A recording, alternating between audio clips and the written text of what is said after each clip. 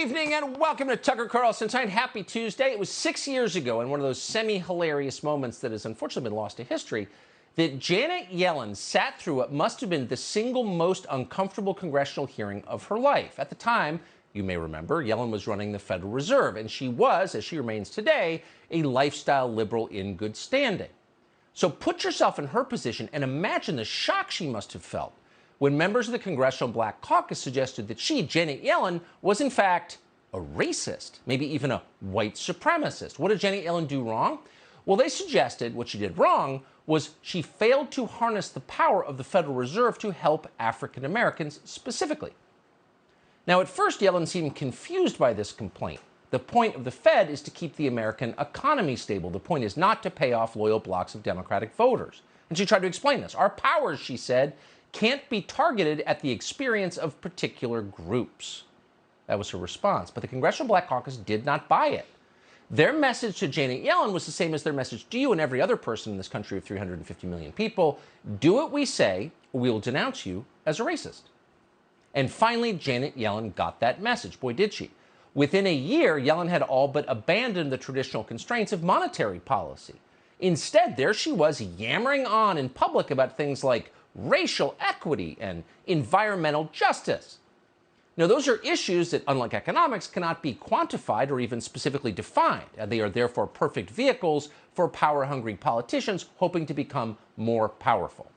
Now, Yellen was supposedly an economist, but as she turned 70, she left the field of economics completely and entered the far more familiar world of political activism.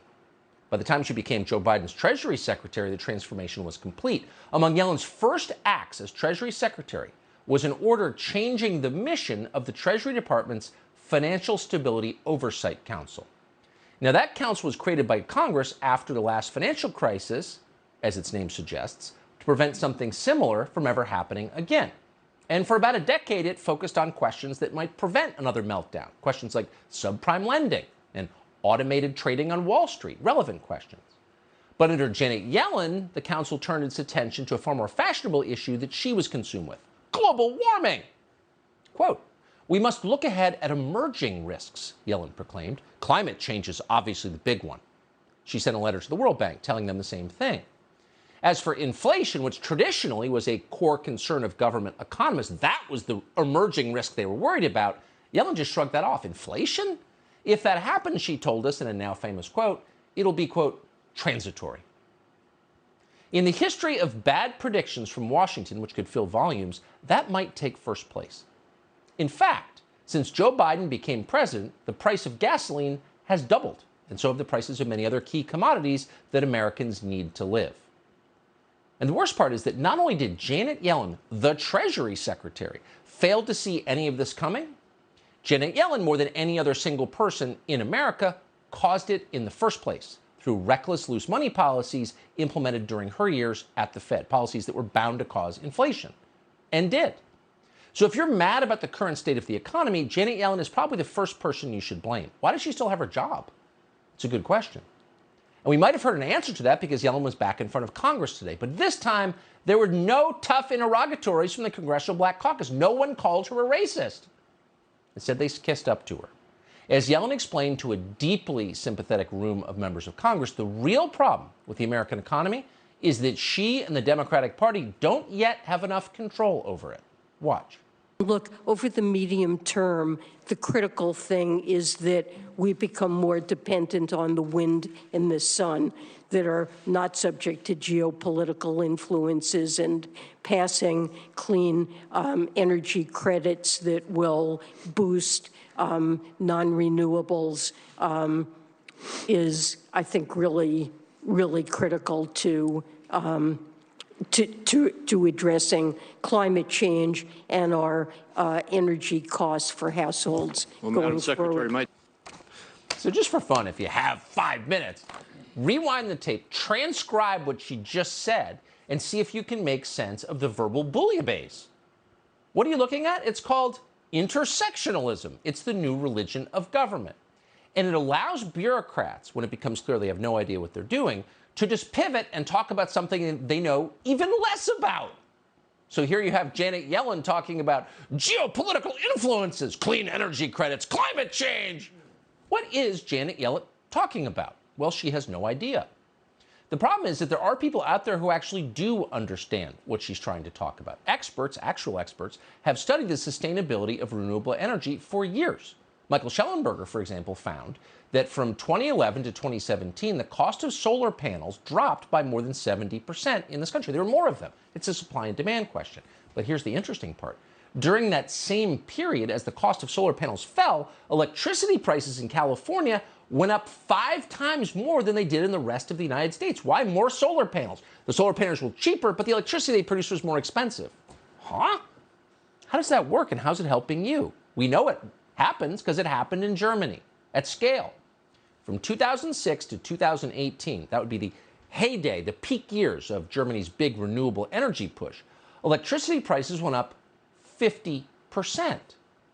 Now, why'd that happen? Well, let's compare it to a neighboring country. In France, electricity prices were much lower than Germany's, even though France gets twice as much of its energy from clean energy sources as Germany does. What?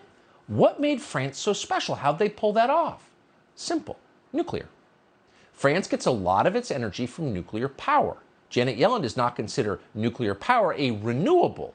When she says renewable, she means wind and solar, which by definition are not reliable sources of energy, but they are, and this is always the key, highly profitable to democratic donors and the government of China. So, of course, Janet Yellen is for them. Of course, Yellen didn't go into details on why she thinks what she does, because if you unpack it, if you slow down and speak clearly, it doesn't make any sense. And Janet Yellen knows that. She's an activist. She gets that logic is irrelevant. Thinking clearly? No, that gets you nowhere. Emotion is what carries the day. And that's why, during today's congressional hearings, she started talking about yet another topic she knows nothing about: gun crime. I am also horrified by gun violence, what we've seen in recent weeks over many years. And I do hope that Congress will take long overdue action and put in place common sense measures to reduce gun violence. Oh, I'm horrified about gun violence. I'm sorry, ma'am, you're the Treasury Secretary? Shh. Let's talk about the economy, which is imploding. Stop with your little abortion talk, your little gun talk. Not your area. Let's get back into your lane. You're the Treasury Secretary. But of course, she doesn't want to. The goal always is to talk about anything other than the economy. Why? Because they destroyed the economy. But there was one exception. At one point, Janet Yellen was asked, because it's a pretty obvious question, how exactly, as the Treasury Secretary and former Fed chair, as an economist and a genius, how'd you miss the inflation you caused? Here it went. And I said that inflation would be transitory. What I was not anticipating was a scenario in which we would end up contending with multiple variants of COVID that would be scrambling our economy and global supply chains. And I was not envisioning impacts on food and energy prices we've seen from Russia's invasion of Ukraine. So as Chair Powell indicated himself, both of us probably could have used a better term than transitory. I do expect inflation to remain high, although I very much hope that it will be coming down now. Oh, so you didn't see COVID coming, even though it was here for 2 years and we shut down the entire economy and then made up for the gap in productivity with profligate government spending, where we just printed trillions of fake dollars. But you didn't think that was going to cause inflation somehow? And you didn't think a war in the breadbasket of Europe would affect food prices? Let's say you were a talk show host on a cable channel with no economic experience whatsoever, or even the ability to balance a checkbook, and it was obvious to you, but you're the Treasury Secretary, but you didn't see it coming? Maybe you shouldn't have called it transitory? And your answer is, and we're quoting, I do expect inflation to remain high, although I do very much hope it will be coming down. Oh, you very much hope. Is that where we are? We are very much hoping? Tell us more about abortion and gun violence, if you would. blame COVID and Putin and call it a day, is a joke. Fox's Hillary Vaughn, to her credit, was not convinced. She asked Janet Yellen whether Joe Biden's decision to spend trillions of dollars might have contributed to inflation, because like when you have more of something, it's worth less, like your currency, which is almost worth less. And here was Janet Yellen's response. You ever warned the White House that increased government spending could have contributed to the inflation that we're seeing today? We're just heading to the car. Oh, go away, peasant troll. Your inflation talk. I'm worried about climate change and gun violence and abortion. Leave me alone. It's not like I'm the Treasury Secretary. Be gone. She should be gone. This is crazy. And in a functioning country, Janet Yellen would be in a retirement home somewhere writing her memoirs that no one would ever read. But that's not what's happening. She's still the Treasury Secretary, and that's not what happened today. Instead, Democrats took turns bragging about their expensive electric cars. Worried about gas prices? Just get a Tesla, baby. Here's Senator Debbie Stabenow of Michigan. Well, good morning, Madam Secretary. We're so glad to have you with us. I do have to say, just on the issue of gas prices, after waiting for a long time to have enough chips in this country to finally get my electric vehicle, I got it and drove it from Michigan to here this last weekend and went by every single gas station, and it didn't matter how high it was. And so I'm looking forward to the opportunity for us to move to vehicles that aren't going to be dependent on the whims of the oil companies and the international markets. Yes, because electric cars don't actually use energy, so they're disconnected from the international market. Hey, Debbie Stabenow, what's an international market? Do you have any idea whatsoever? Do you know anything?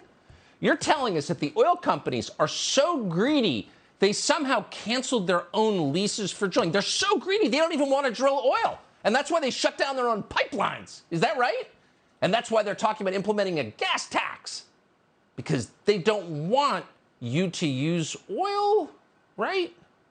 What's the reasoning here, Debbie Stabenow? Maybe we should contact Janet Yellen. Maybe she'll answer. Maybe she'll just wave us away like the peasants we are.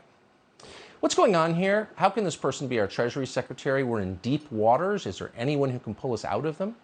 Subscribe to the Fox News YouTube channel to catch our nightly opens, stories that are changing the world and changing your life. From Tucker Carlson tonight.